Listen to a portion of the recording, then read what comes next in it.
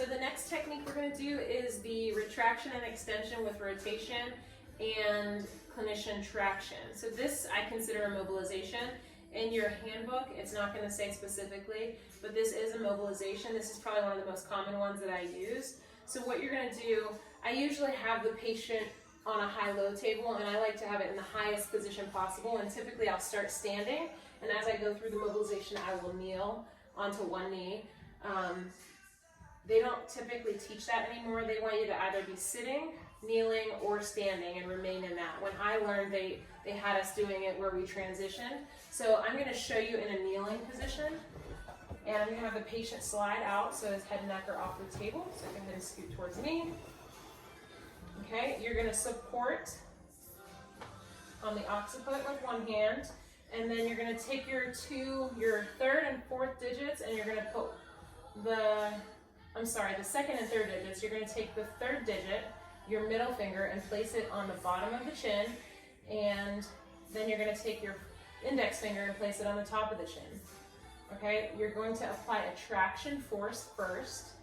So you're going to apply long axis traction here, and then you're going to retract the patient, and then you're going to roll them back into extension. Okay? And I'm going to come back out of that, and I actually need him to scoot back a little bit. My hand's kind of getting wedged against the table. Patients that don't have a lot of range of motion in their neck, that won't be a problem with, but he has a little bit more than the average person. All right, so you're going to apply your traction, you're going to retract, and then you're going to maintain the traction as you bring them into extension. That's the important part. And then you come back up into neutral. This time I'm going to add the rotation component. So you're going to apply your traction, add the retraction, maintaining traction, and then you're going to roll their head back into extension, maintaining the traction, and then you can add a little bit of rotation. Try to maintain the traction the whole time. Okay, go ahead and sit up. Okay, just to show that same mobilization a little bit closer, so you can see my hand placement a little bit better, go ahead and slide towards me.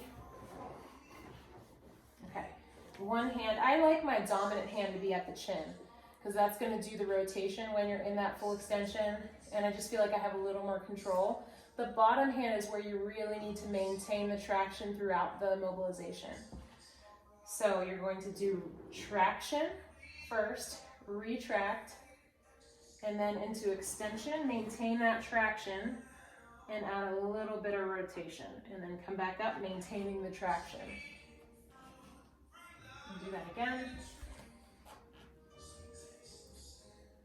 Okay, traction first, retraction, extension, with a little bit of rotation at the end. Okay, go ahead and